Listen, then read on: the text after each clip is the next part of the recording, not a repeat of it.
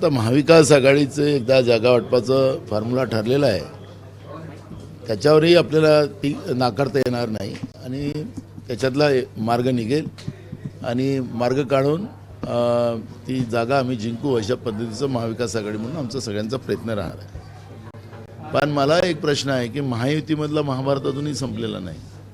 9 जागेवर त्यांचं भांडण चालूच आहे। निवडणुका इकडे पहिल्या टप्प्याची उद्या संपते आहे, दुसऱ्या टप्प्याच्या निवडणुका 26 तारखेला त्याचं मतदान आहे आणि अजूनही महायुतीतलं महाभारत संपत नाही, त्याच्यावरची चर्चा व्हावी। अरुण गवळी जे डॉन आहे त्यांच्या कन्येला महापौर पदाचं आश्वासन जे आहे ते राहुल नार्वेकरांनी दिले, ते कुठेतरी वादात विधान आलेलं आहे।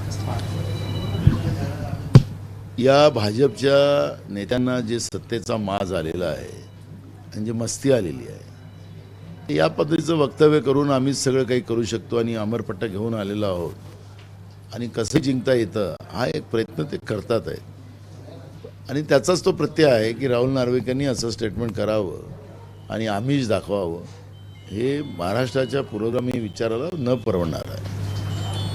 शरद पवारांनी जे सुनेत्रा त्यांच्याबद्दल एक विधान केलं होतं की त्या परक्या बाहेर आलेल्या तुमच्या पवार ह्या सुप्रिया सुळे आहेत, त्यावरून अजितदादांनी काल प्रतिक्रिया दिली की असं जर का 40 वर्ष एकत्र राहून असून पण आम्हाला जर परका म्हणत असेल तर तळपायाच्या आग मस्तकाला जाणार नाही, असं एक त्यांनी बघा, भाजपनी या 2 परिवारामध्ये भांडण लावलेलं आहे, घर तोडलेलं आहे। आम्हाला असं वाटतं की पवारांनी एकत्रित राहावं असं आमचा विचार आहे। त्यांना काय वाटतं तो त्यांचा प्रश्न आहे, पण भाजपने अशी घरं फोडून जे महाराष्ट्रातल्या संस्कृतीला खराब करण्याचा प्रयत्न करताय ते बरोबर नाही आणि ते अनेक कुटुंबांनी समजलं पाहिजे, एवढंच आमचं म्हणणं आहे।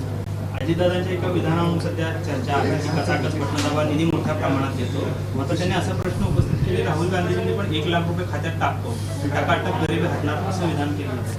मग माझ्याच विधानाने का असं आहे की ते वॉशिंग मशीनमधून आता बाहेर आलेले आहेत, त्यामुळे थोडंसं डोक्यातलं अजून सेटअप त्यांचं सुधारलेलं नाही। त्यांना अमित शहा आणि मोदी यांना खुश ठेवायचं आहे आणि राहुल गांधीवर टीका केली म्हणजे अमित शहा मोदी माझ्यावर खुश राहतील असं अजित पवारांना वाटत असेल, ते थोडंसं त्यांनी थोडंसं तो विषय आपल्या डोक्यातून काढला पाहिजे। राहुल गांधीजींनी जाहीरनामा डिक्लेअर केलेला आहे, काँग्रेस पक्षाचा केलेला आहे। जसं मोदीच्या सरकारने देशातल्या 25 उद्योगपतींचं 16.5 लाख कोटीचं कर्ज माफ केलं आणि शेतकऱ्यांचं कर्ज माफ केलं नाही, तरुणांनी घेतलेलं कर्ज माफ केलं नाही, अनेक महामंडळाचं कर्ज घेतलेल्या गरीब माणसाचं त्यांनी कर्ज माफ केलं नाही।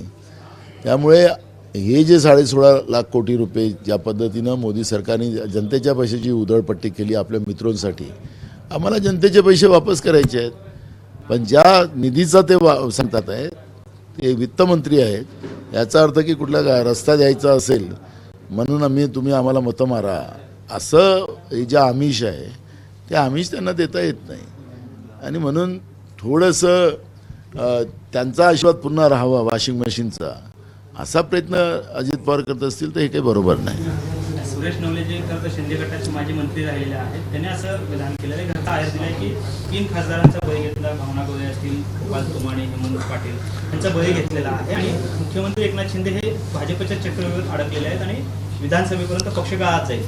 आम्हीच त्यांना सांगितलेलं होतं एकनाथ शिंदेला की भाजप तुम्हाला चक्रव्यूहात टाकेल आणि ते आता त्यांचेच लोक बोलायला लागलेले आहेत।